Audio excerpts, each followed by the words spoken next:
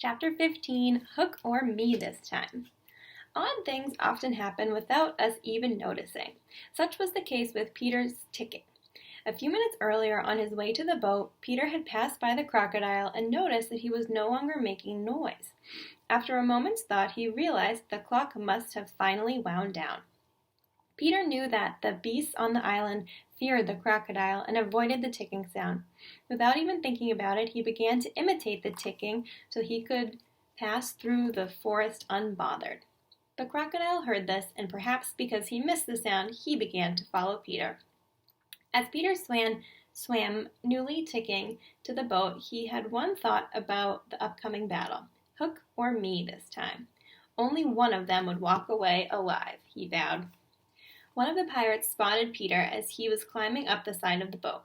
Before he could cry out, John clamped his hands over the pirate's mouth. The other boys quickly caught him and tossed him overboard with a gentle splash.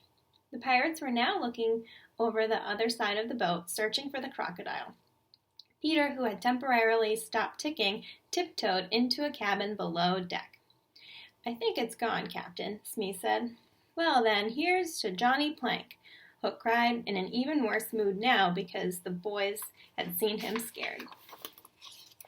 He started to sing, yo ho, the frisky plank, you walks along it so, till it goes down and you go down to the dark water below. Hook paused. "Now tell me," he said, not unkindly, "would you like a bit of a snack before you go? There are some sandwiches in the cabin." "No," the boys cried, not only because they weren't hungry, but because Peter was hiding in the cabin. "I can't very well send you off to the depths below on an empty stomach, can I?" Hook asked. "Jukes, go get the sandwiches." "Aye, aye," Jukes said, and went inside. Within seconds there was a dreadful cry from inside the cabin. The cry was followed by a strange crowing sound, which confused the pirates, but which the boys understood perfectly. "What is that noise?" Hook asked. "Is that a bird? Someone go check on Bill Jukes." The Italian Cecco went inside for a peek, but then ran out pale. "Bill Jukes is gone," he reported. "Gone?" the other pirates asked. "I can't see. It's too dark in there, but there's something in there, crowing," Cecco said. "Go and bring it to me," he demanded. "Don't make me," Cecco cried, but seeing Hook flex his claw, Cecco obeyed. Within seconds there was another screech and then more crowing. "Who's going to bring me that rooster?" Hook demanded. "Did you volunteer, Starkey? My hook seems to think you did." "I'd rather swing," Starkey said in a low voice, and the rest of the pirates mumbled in agreement. "Is this mutiny?" Hook said, with Starkey as the ringleader. He extended his claw. "Perhaps you would like to shake my hand, Starkey," he said. Starkey looked around for help, but found none. Hook advanced with a gleam in his eye. Before Hook could get him, Starkey jumped on the pirate's cannon, shimmied out to its edge, and threw himself into the sea. "Never mind," Hook muttered. "I'll go get that rooster myself." A minute later, Hook came staggering out without his lantern. "Something blew out my light," he said, shaking, "and Cecco is missing. Pirates are a superstitious bunch, and this was too much for them." "The ship's cursed," one of them muttered. "Haunted," the other said. Knowing it was Peter, Michael giggled. Hook noticed this. It gave him an idea.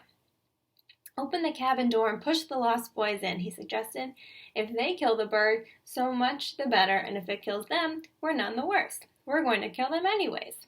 The boy pretended to cry and struggle as they were pushed inside. "Now listen," Hook said, and the pirates all crowded around the door. Meanwhile, Peter had found the key to unlock the boys' chains. They looked for weapons while Peter snuck out through an opposite porthole and cut Wendy's bonds. They could have flown away, but Peter had vowed that it was Hook or him this time.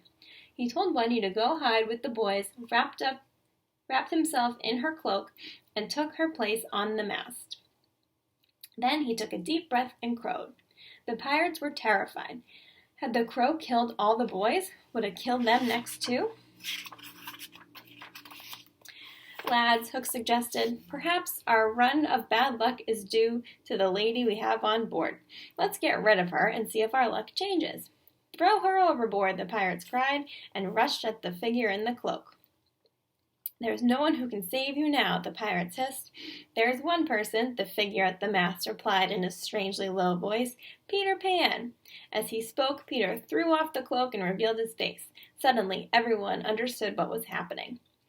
"Get him!" Hook cried, but not very convincingly. He sensed that Peter was about to best him once again, and it was too much for him. Hook's fierce heart broke. "Fight!" Peter cried.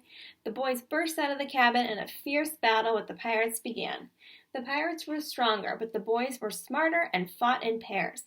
Some of the pirates jumped overboard, while others ran away and hid. Finally, only Hook was left. The boys surrounded him. Even alone, he was strong and brave and kept them away using nothing but his hook. He lifted one boy up with it and used him as a shield. Peter jumped into the circle. "Stand back," he cried. "This man is mine." For a long time, the enemies just looked at each other. "So," Hook said, "this is all you're doing." "It is," Peter crowed. "Cocky, arrogant boy," Hook said. "Prepare to meet your end." "And you," Peter cried. A dramatic sword fight followed, during which both man and boy fought bravely. Finally, Hook moved to get Peter with his iron hand. Peter ducked and lunged with his sword, piercing Hook in the ribs. Hook stared down at the wound in surprise. As you may recall, the only blood he could not stand to look at was his own. He dropped his sword. "Now," the boys cried, it was time to finish Hook off. They lunged forward, but Peter put up his hand, stopping them. "Pick up your sword," he told Hook, who obeyed. "What are you?" Hook asked. "How is it possible that you have beaten me?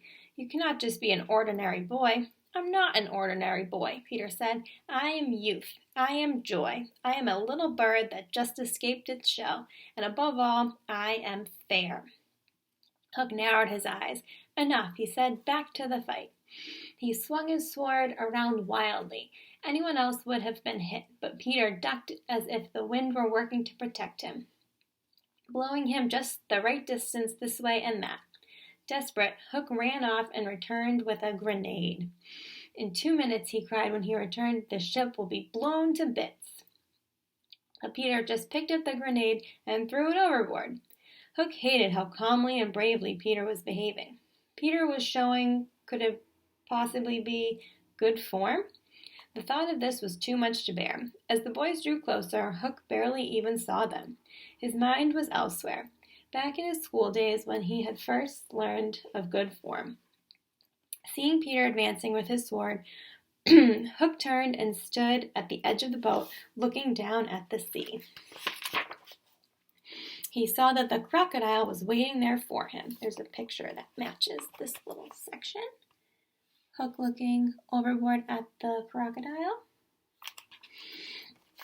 Peter kicked him overboard. As Hook fell, he realized, much to his delight, that his kick was actually very bad form. Feeling superior, Hook went happily to the crocodile. With the fight at last over, Wendy emerged from the cabin below. The boys danced around her, pointing out all the places where they had fought. Yes, you are very brave boys," Wendy said, "but it's past your bedtime. Let's get into the pirates' bunks, messy as they are, and get some rest." All of the boys went down to sleep except Peter. He fell asleep up on deck next to the pirate's cannon. Wendy sat next to him the whole time, softly rubbing his head to protect him from bad dreams.